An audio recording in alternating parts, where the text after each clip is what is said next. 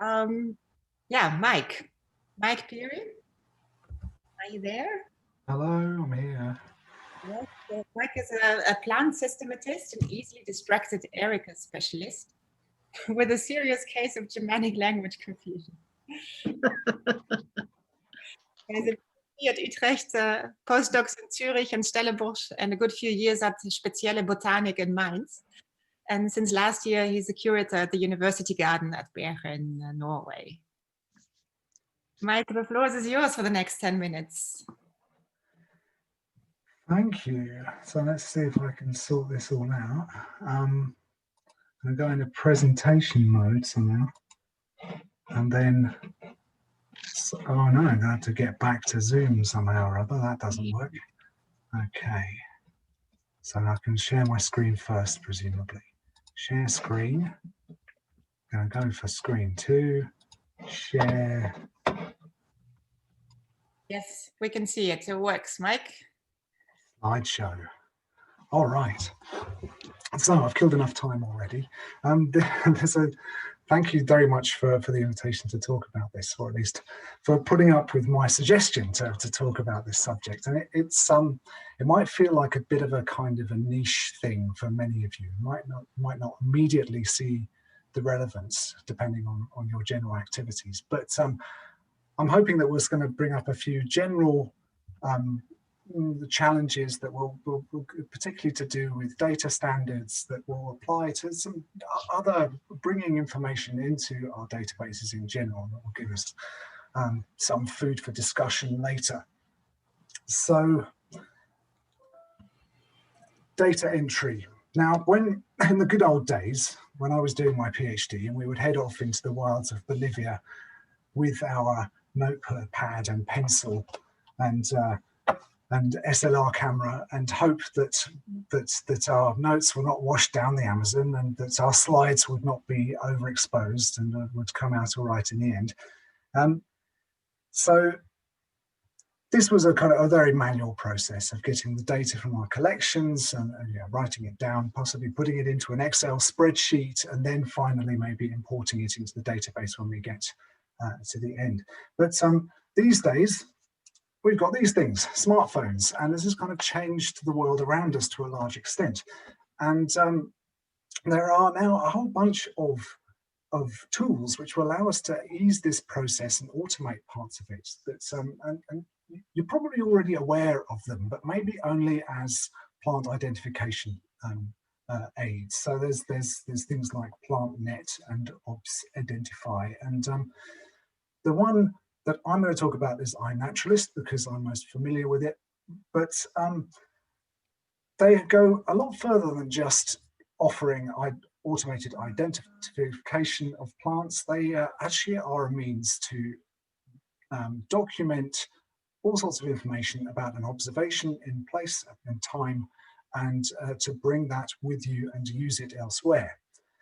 So iNaturalist, you take your phone, you take a picture of your plant in the field, upload it, the app absorbs all the juicy metadata, the place and the time, and you share it with the community who have a look at your pictures. They check whether the name that you've initially put on it is right, and then when it's confirmed, this information goes off into the wider world of GBIF and is used for serious big science. This is so far so good. And here's what it looks like on the web page when you've uploaded it. You can see here there are some aspects which are particularly interesting to us. First, the name, which comes from a database, so we don't have to type it in, we don't have to misspell it, we don't have to forget the author name, for example. And the identification, which is then collaborative. If we have absolutely no idea what it was, it makes a surprisingly good guess. And then the specialist might come along at some point and say, yes, I've been going through all the Ericas, and that's not what it is. And you come to a collaborative identification there. It's swallowed the date and the time and the locality, and it presents it nicely on a Google map, and you can fix that when it's obviously wrong. And it gives you the option to add extra information. In particular, you could add Darwin core fields, which are kind of standard for a lot of herbarium databases. And so you can really improve the value of this information as you put it in. And as I said, when this identification is confirmed, and when your data conforms to a list of different minimal qualities, then that observation is ported to GBIF. And this is a big deal. Not only is it going into the big wide world of big data, but this means that your data is of this minimal standard and that it therefore ought to be usable in other databases such as IRIS. And one other aspect that I wanted to quickly discuss that you can use this for is you can add particular observations to customizable projects. And what do these look like? Well, for example, we've collected together automatically all the observations of all of our past and present staff and created a project for the Bergen University Gardens. And oh, this looks fabulous. We can put a nice picture there, and it shows, in fact, that the boss is beating us all down, hands down, and it can give a nice map of all the, well, basically telling us how in the past we used to be able to travel a lot more than we can now, and gives breakdowns of all of the numbers of taxa that we've been observing and this kind of thing. You can also make a special project for a particular project. So like in this case, we've done one for a field trip that we made to Serbia, which then summarizes all of the observations from there. But you can also do it for any other kind of project for research, for example. And we've made a special one, which is to collect together all of those observations which for us are collections. So these are things that will go then into our database for plants for the gardens, but also specimens for the herbarium, and seeds for index seminum. And here is the crucial bit. All this information is going into the system. We want to get it out. Can we do that? Well, yes. Here's the export button on the right there.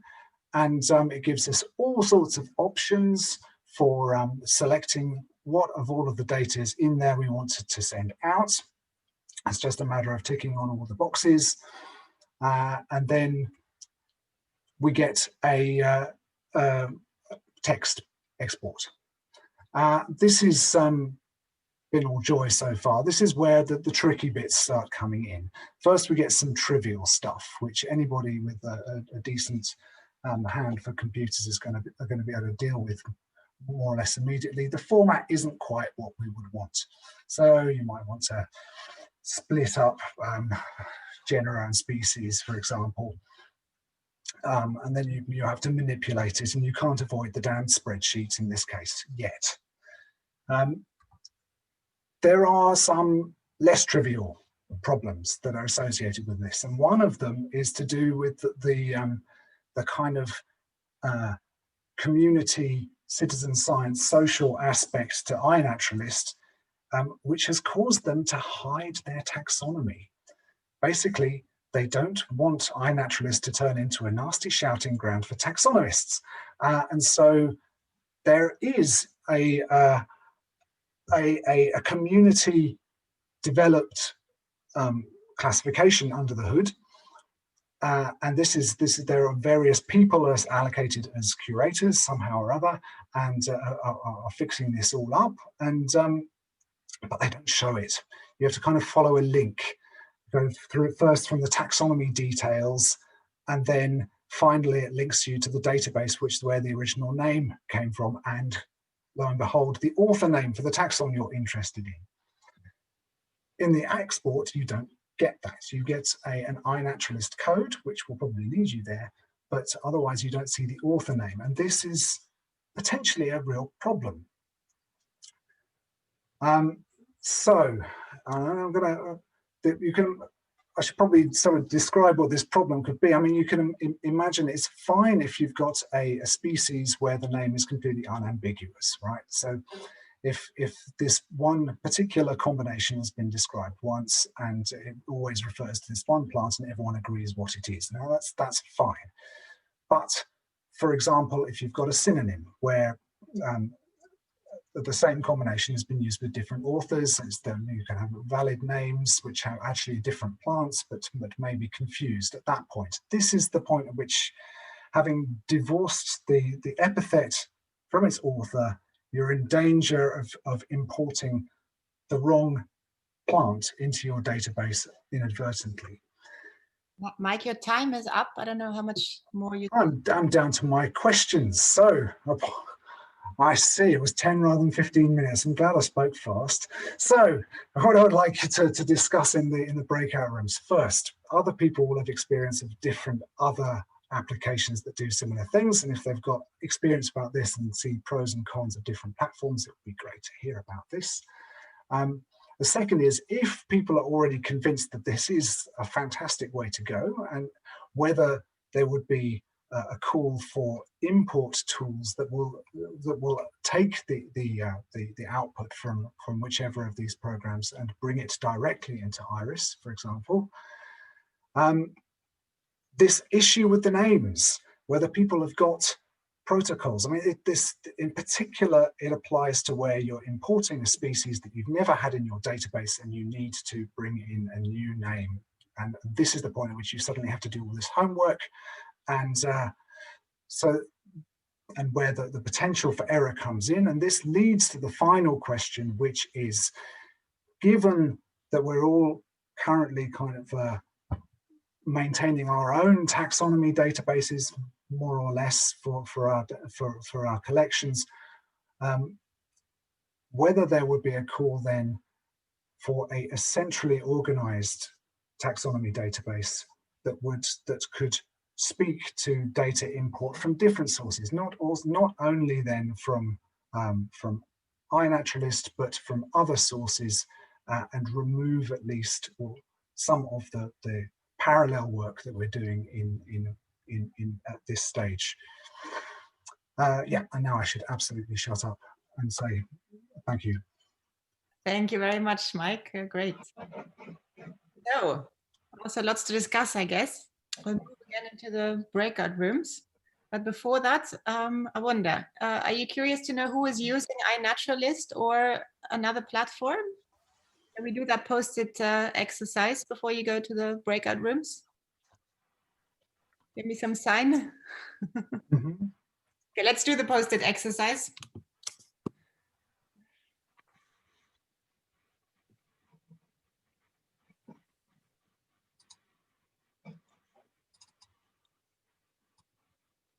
Almost there. Okay, so everybody who does use the iNaturalist or something comparable, please take your Post-it off. Yeah, 1, 2, 3, 4, 5, 6, 7, 8, 9, 10, 11, 12, 13, well, and more. Okay, so that's quite some of you. Great. Now, ready for the breakout room, I guess.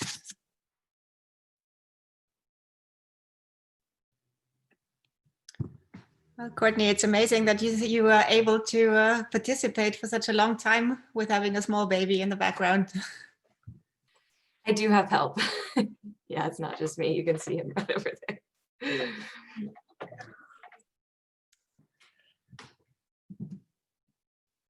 65.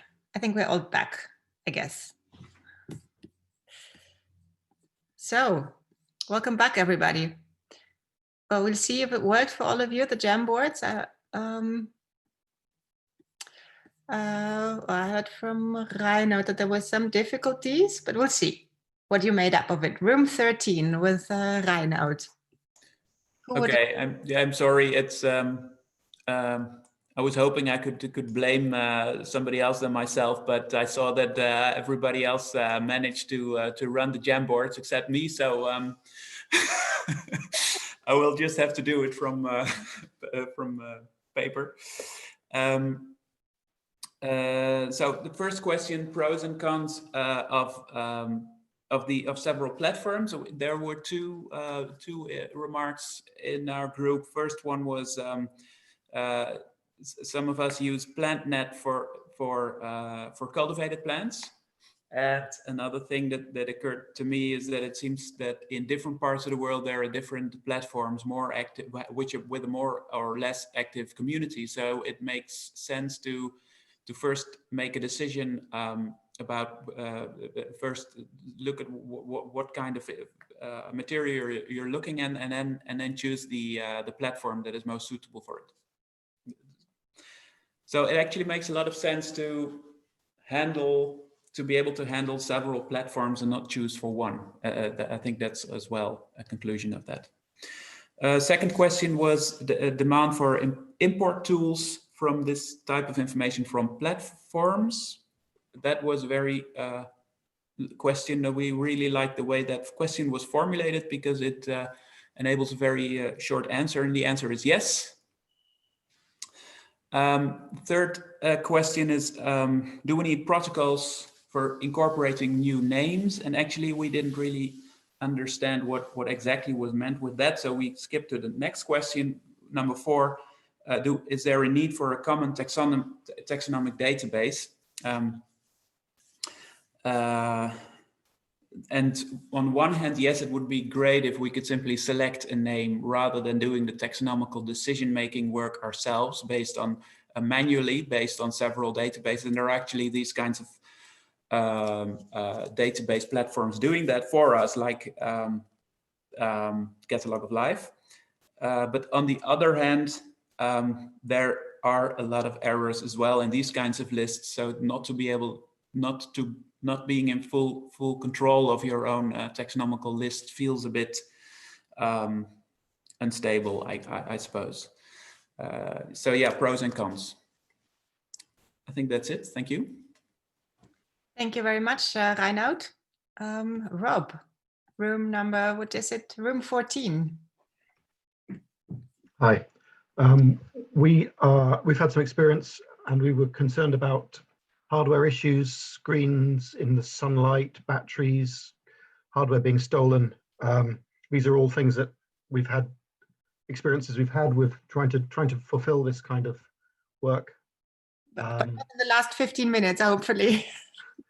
No, I mean it's been a while, but yeah, people are concerned about taking high-end bits of electronic kit into the field.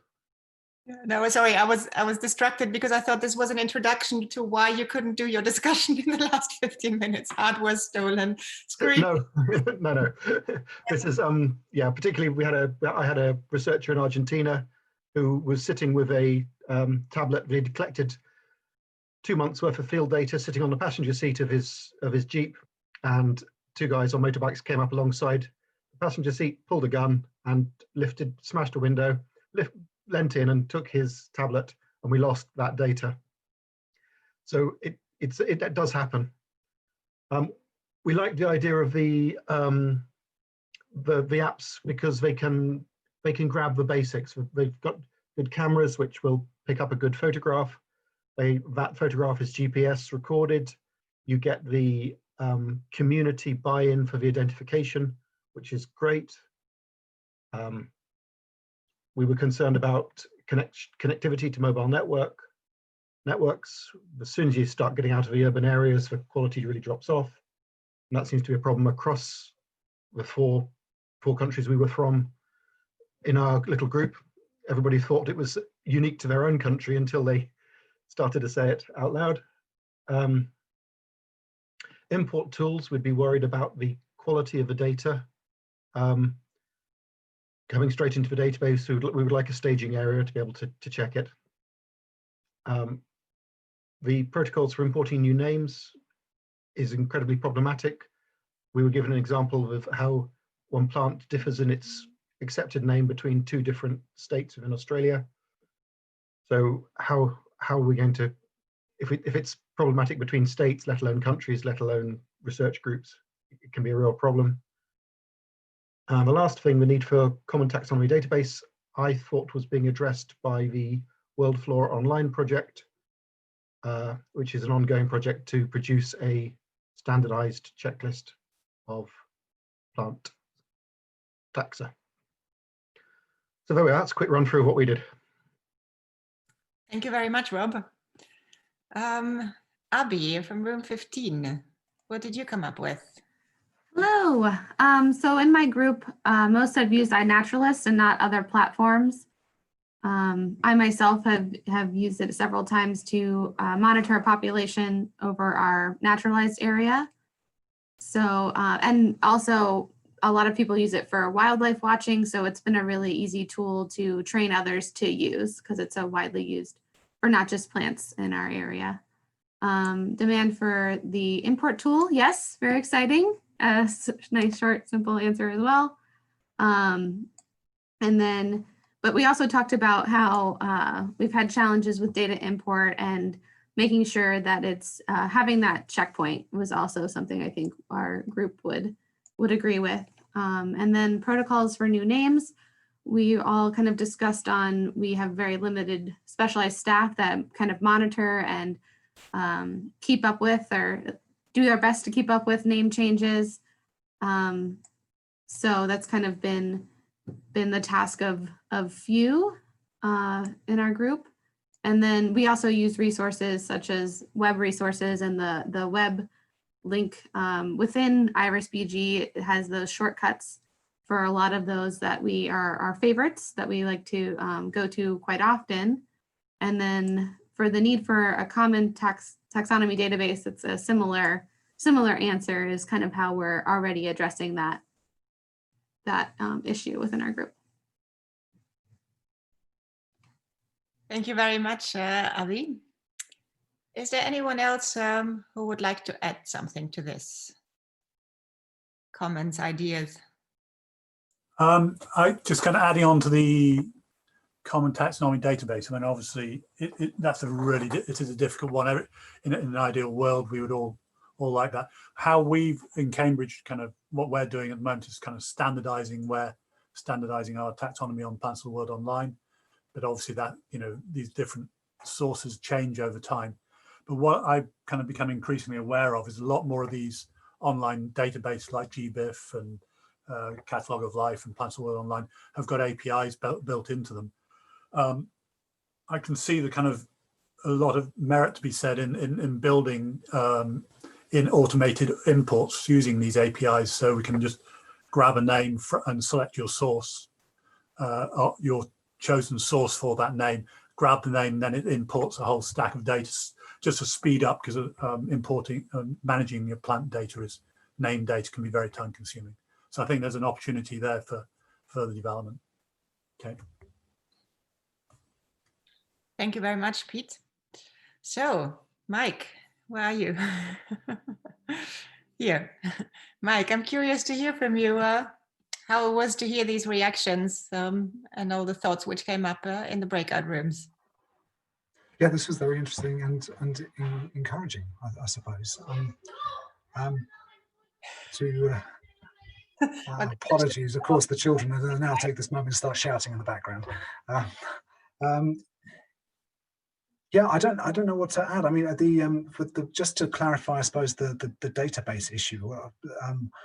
I was certainly would be in favour personally of taking one of the existing solutions, which is doing the work, and certainly not to build one. And even importing individual names into a database selectively feels like a certain amount of work, and I can entirely see all of the reticence on the part of people with the local taxonomic difficulties with names which are problematic between areas.